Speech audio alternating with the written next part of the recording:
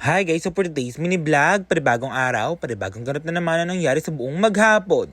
Just keep on watching! At yung vlog nga pala na itong mga gar, kadugto nga pala nung nagpatanggal ako ng stitches sa ilong. At nakakatawa nga mga gar dahil hindi na nga hassle yung nose ko dyan dahil wala na ang tahi. Ama ko nga lang pala si Trisha dito at magsasanggip nga kami dito mga gar dahil nagugutom na nga ang mga person dito for today's video. Buti na nga lang mga gar, may kasama nga ako dito, si Trisha nga pala yan. Ewan ko na lang talaga mga gar, kung ako na nga lang talaga mag-isa dito nagpatanggal ng tahi. At andito nga lang pala kami sa SM Tarlac at kakain na nga kami dito mga gar kaya dali-dali na nga akong umorder. At very welcoming nga pala sila dito mga gar, grabe welcoming. Ano yung word na yon? Masyado na talaga yung pagkagutom namin dito mga gar kasi nga guys, alas 9 nga kaming umalis sa bahay at eto na nga, alauna na nga din dito o alas 2. Buti nga mga gar, wala nga ginagawa si Trisha dito. Paano na lang talaga ako nga lang mag-isa, uwi na lang talaga ako agad kahit nagugutom ako. At masarap nga pala yung bulgogi nila dito mga gar, kaya ayun nga, ito nga yung pinaserve ko sa kanila kasi nga guys, gusto ko nga sa pork yung matamis, yung sweet. Uy, sana all na lang talaga sweet. Uy, kailan kaya may magiging sweet sa akin dito for today's video. Kaya ayun nga mga gar, kung makikita nyo nga dito, napakasarap nga ng mga sinerve na yan. Ayun nga yung nasa taas yung bulgogi. Ayun nga yung mga gar, napakasarap nga talaga niya. Gusto ko nga talaga mga gar, yung mga sweet nga pala. Kaya ayan nga talaga, pinakuha ko nga yung order na yan. Mapaparami naman yata talaga tayo ng kain dito. Kung makikita nyo nga mga gar, maninibago nga kayo sa ilong ko dahil namamaga pa nga yan. Yung pinaka upper lips ko nga pala mga gar, hindi ko pa nga din nagagalaw. Kaya ayan, medyo makikringe nga kayo dito habang pinanonood ako.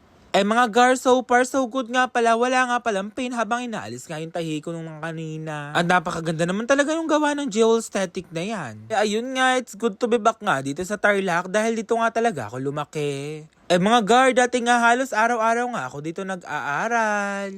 Araw-araw nga ako dito sa Tarlac kasi nga guys, sa bayanihan nga lang pala sa Tarlac ako nag-aral. Yung mga Chinese school dyan, comment down below mo na nga kung nag-aral ka nga dun sa Chinese school sa Bayanihan Institute na yon dahil dun ako nag-aral. Bigla ko na lang talaga na-miss yung pag-aaral ko nung grade 1 ako doon. Bigla ko na lang talaga na-miss habang dumadaan ako dun sa Tarlac. Bigla na lang talaga na-miss yung mga bawat places dito sa Tarlac kasi nga guys talaga, dito nga talaga ako lumaki. Madaming memories bawat lugar. Buti na lang din talaga mga gar, nakabisado ko pa nga dito yung mga bawat lugar saka yung bawat pwede ng mga magagandang kainan. Kasi nga guys, almost 14 years nga na din ako nakakalibot dito sa lugar na to. Kaya ayan nga mga gar, go na nga tayo talaga dito. Pamain na lang po siya guys, pamain na lang. Kaya yan, kumain nga po tayo. Yung mga taga Tarlac dyan, comment down below nyo na nga din yan mga gar kung nakakain na nga kayo dito. Sobrang sarap nga ng mga food nila dito at yung mga side dishes. Kaya ayun nga, kumain na nga tayo ng kumain na yan. Kahit magamaga pa nga talaga yung ilong natin dyan, no? Kaya ayun nga, masarap nga talaga yan mga gar. Kaya kain na lang talaga kami ng kain ng kasama ko na yan. Mamaya kakain na naman kami ulit niyan. Sobrang hassle talaga ng mga nakaraan mga gar kasi nga guys, may stitches nga talaga yung ilong natin dito, hindi nga talaga natin magalaw. Pero ngayon nga, ayan, dumadayo pa talaga sa Tarlac para nga magsanggip ka. Ayan talaga, namumungala sa kasakanin na ano to yan. Babalik pa nga kami dito sa isang buwan, kaya it's good to be back. Sana nga talaga mga guys, nag-enjoy kayo. Yun lang guys, thank you for